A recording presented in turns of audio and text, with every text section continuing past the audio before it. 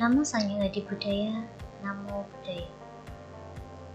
Pada kesempatan yang berbahagia ini, saya akan berbagi pengetahuan tentang perlindungan. Namun sebelumnya, saya akan memperkenalkan diri saya sendiri.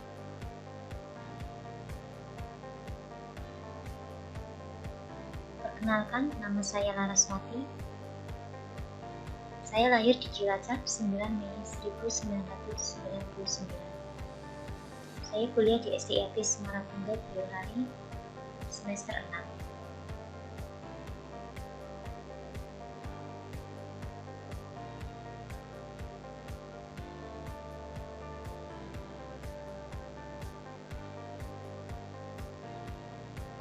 Baiklah, kita akan masuk pada materi pembelajaran kita hari ini, yaitu tentang perlindungan.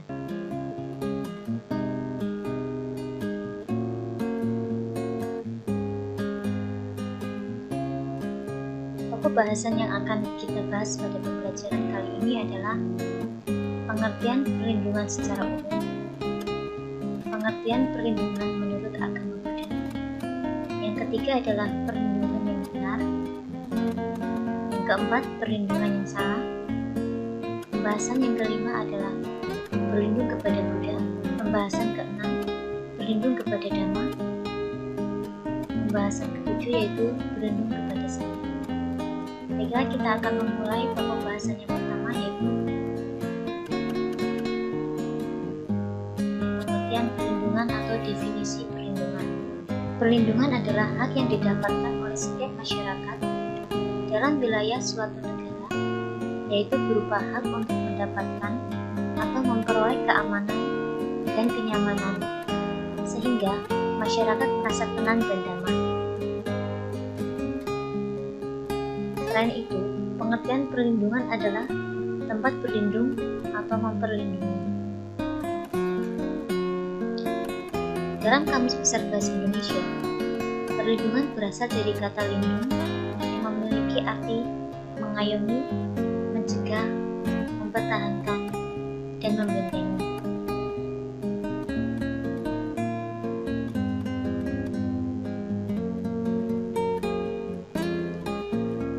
Jadi, perlindungan secara umum yaitu berarti konservasi, pemeliharaan, penjagaan, asilun, dan memperoleh kenyamanan dan keamanan. Konservasi yang dimaksud adalah pelestarian atau perlindungan. Secara harfiah, konservasi berasal dari bahasa Inggris, yaitu conservation, yang artinya pelestarian atau perlindungan. Sedangkan menurut ilmu lingkungan, konservasi adalah upaya perlindungan dan pengelolaan yang hati-hati terhadap lingkungan dan sumber daya alam. Sedangkan asilun di sini adalah tempat perlindungan untuk merawat orang-orang yang tidak berdaya, menderita mental, gangguan emosional, dan orang buta.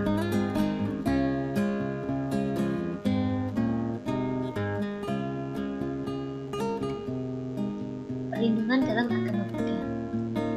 Jadi, perlindungan menurut agama Buddha mengacu kepada Triratna, yaitu Buddha, Dhamma, dan Sangha.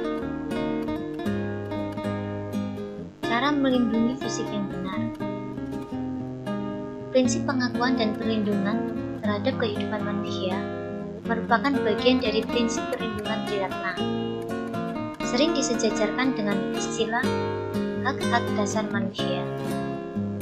Seseorang yang berpikir bahwa hidupnya ingin mencapai kesuksesan dan keselamatan serta keberkahan tentu harus mengikuti kaidah-kaidah perlindungan, melaksanakan suatu bentuk pelayanan yang wajib dilaksanakan, suatu kewajiban yang harus dilaksanakan oleh manusia untuk mendapatkan rasa aman, nyaman, selamat dari pihak manapun. Selanjutnya adalah perlindungan yang salah. Perilaku masyarakat kita mudah sekali untuk melalaikan disiplin.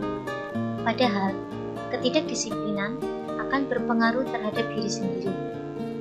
Ketika terjadi kecelakaan atau hal yang tidak menyenangkan, begitu mudah untuk menyalahkan pihak lain. Padahal, siapa saja yang ingin kehidupannya selamat, maka orang tersebut menjaga keselamatannya sendiri. Banyak orang tidak melakukan segala upaya untuk melindungi kepentingannya sendiri dalam mewujudkan terjaminnya pemenuhan hak hak, terjaminnya keselamatan aktivitas. Dengan demikian, orang tidak boleh salah dalam menggunakan fasilitas dan benda-benda yang kita gunakan karena hanya itu yang bisa melindungi fisik kita. Karena rasa takut, banyak orang pergi mencari perlindungan ke gunung-gunung, ke asrama atau hutan-hutan, ke pohon-pohon, dan ke tempat pemujaan yang dianggap keramat. Tetapi, itu bukanlah perlindungan yang aman, bukan perlindungan utama. Dengan mencari perlindungan seperti itu, orang tidak akan terbebas dari penderitaan. Termuat dalam Dhammapada 188 sampai 189. Selanjutnya adalah aspek Visarana. Aspek Visarana ada 3, yaitu aspek kemauan. Aspek kemauan di sini, seorang umat Buddha berlindung kepada Triratna dengan penuh kesadaran, bukan sekedar sebagai kepercayaan teoritis, adat kebiasaan, atau tradisi belaka. Triratna akan benar-benar menjadi kenyataan bagi seseorang apabila ia bersungguh-sungguh berusaha mencapainya. Karena adanya unsur kemauan inilah, maka sadar dalam agama Buddha merupakan suatu tindakan yang aktif dan sadar yang ditunjukkan untuk mencapai pembebasan dan bukan suatu sikap yang pasif. Yang kedua adalah aspek pengertian. Aspek pengertian ini mencakup pengertian akan perlunya perlindungan yang memberi harapan dan menjadi tujuan bagi semua makhluk dalam samsara ini, serta pengertian akan adanya hakikat dari perlindungan itu sendiri. Aspek yang ketiga adalah aspek perasaan. Aspek ini berlandaskan aspek pengertian di atas dan mengandung unsur-unsur keyakinan, pengabdian, dan cinta kasih. Pengertian akan adanya perlindungan memberikan keyakinan yang kokoh dalam diri sendiri, serta menghasilkan ketenangan dan kekuatan. Pengertian akan perlunya perlindungan mendorong pengabdian yang mendalam kepadanya, dan pengertian akan hakikat perlindungan memenuhi batin dan cinta kasih kepada Tuhan Yang Maha Esa yang memberikan semangat, kehangatan, dan kegembiraan.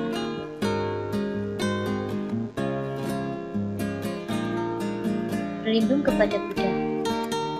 Berlindung kepada Buddha adalah menjadikan Buddha sebagai sumber inspirasi, menerima Buddha sebagai sosok yang tercerahkan. Buddha sebagai perlindungan pertama, artinya bahwa setiap orang mempunyai benih kebudayaan dalam dirinya, dan setiap orang dapat mencapai apa yang telah dicapai oleh Sang Buddha. Seperti sayalah para penakluk yang telah melenyapkan kekotoran dunia. Arya Pariyesana Sutta Majjhima Nikaya.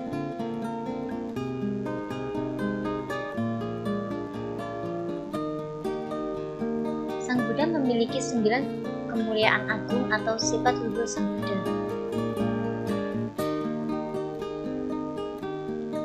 Yang pertama adalah arahat.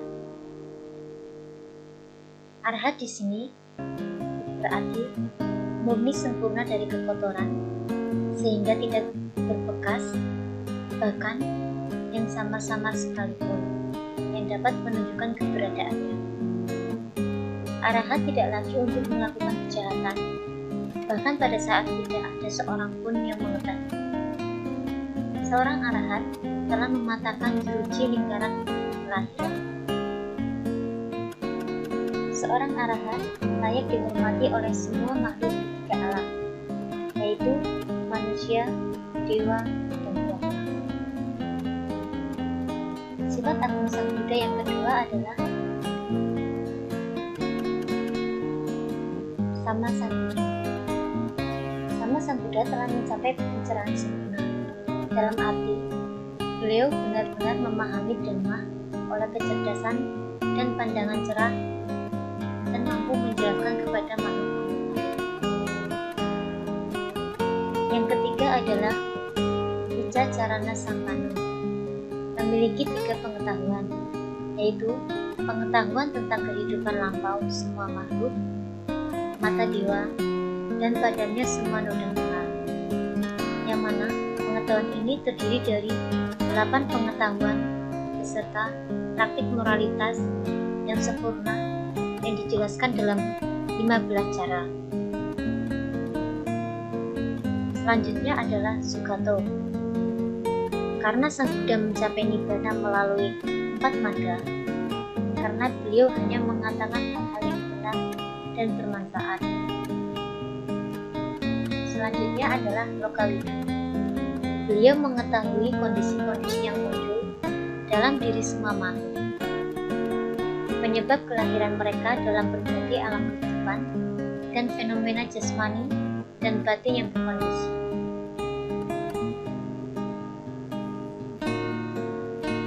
Selanjutnya adalah Anuttara Purisa Dhamma Sarati, karena beliau tidak ada bandingannya dalam hal menjinakkan mereka yang layak dijinakkan. Selanjutnya adalah Santa Dewa Manusana. Beliau adalah guru para dewa dan manusia yang menunjukkan jalan menuju Nibbana kepada para dewa dan manusia. Selanjutnya adalah beliau telah mencapai penerangan sempurna, mengetahui dan mengajarkan 4 kebenaran. Yang terakhir adalah Bhagawa. Beliau memiliki 6 kualitas mulia, yaitu keagungan atau Isariya, pengetahuan akan 9 faktor spiritual, yaitu Magga Palanibbana atau Dhamma, kemasyuran dan penghibur atau Yasa, keagungan kesempurnaan fisik atau Sira, kekuasaan dan prestasi atau Kama, dan ketekunan atau Vayata.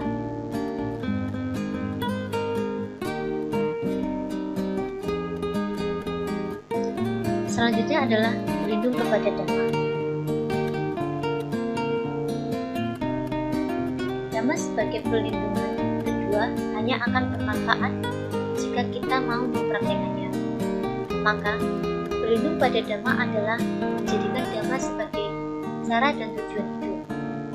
Dhamma hanya dapat melindungi orang-orang yang mempraktekannya. Tidak cukup seseorang hanya baca buku dan mendengarkan ceramah Dhamma saja tanpa melakukan tindakan.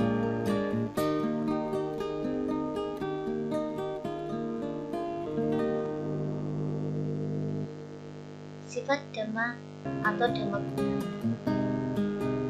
Sifat Dhamma atau Dhammaguna ini terdiri dari 6 macam.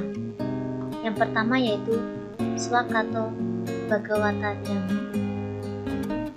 yang artinya ajaran Sang Bhagawa telah sempurna dibeberkan.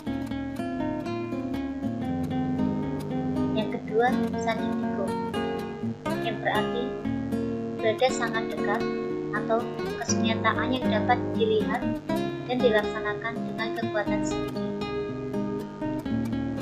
Yang ketiga adalah Akaliko, yang berarti tak ada jeda waktu atau tak lapuk oleh waktu. Yang keempat adalah Ehipasiko, yang berarti mengundang untuk diperhatikan. Yang kelima adalah Opanayiko, yang berarti menuntun ke dalam batin atau dapat dipraktikkan. Yang keenam adalah Pacatang Weditabu Wimihi, yang berarti dapat diselami oleh para bijaksana dalam batin masing-masing. Jadi, Dhamma sebagai perlindungan kedua bukan berarti kata-kata yang terkandung dalam kitab suci atau konsepsi ajaran yang terdapat dalam batin manusia biasa yang masih berada dalam alam kehidupan atau logia, melainkan 4 tingkat kesucian atau sotapana, anagami, sakadagami, dan arahat, serta nibbana yang dicapai pada akhir jalan. Dhamma pengetahuan atas 9 faktor Lokutara. Kualitas agung ini adalah pengetahuan Buddha dalam hal pencapaiannya yang istimewa atas 9 faktor Lokutara, yaitu 4 magga, 4 pala, dan nibbana, yang menghancurkan semua kekotoran secara total sehingga tidak ada bekas yang sama-sama sekalipun yang diakibatkan karena kebiasaan masa lampaunya.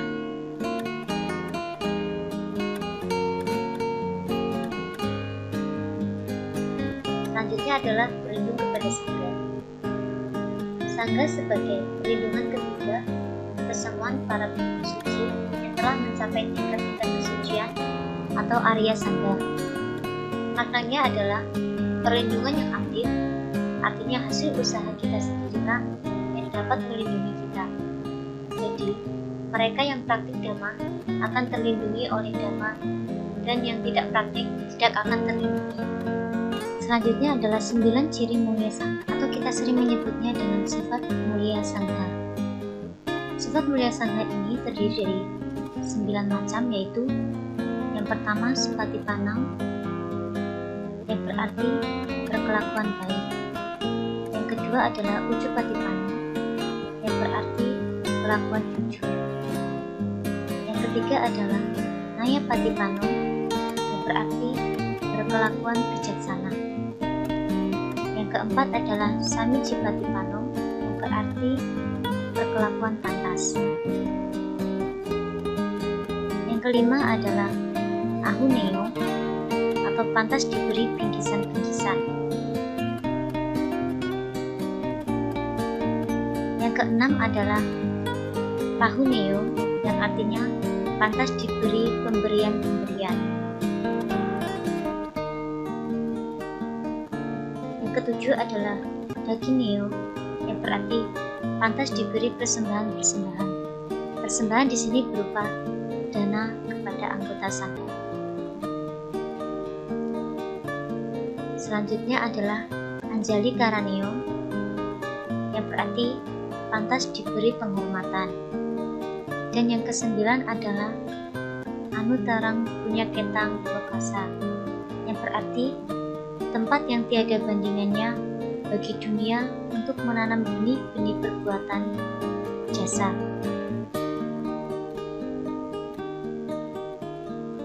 Demikian tadi presentasi dan pemaparan materi dari saya. Jika ada salah dalam saya berkata, saya mohon maaf yang sebesar-besarnya. Akhir kata, Namo Sang Hyang Adi Budaya, Namo Buddhaya.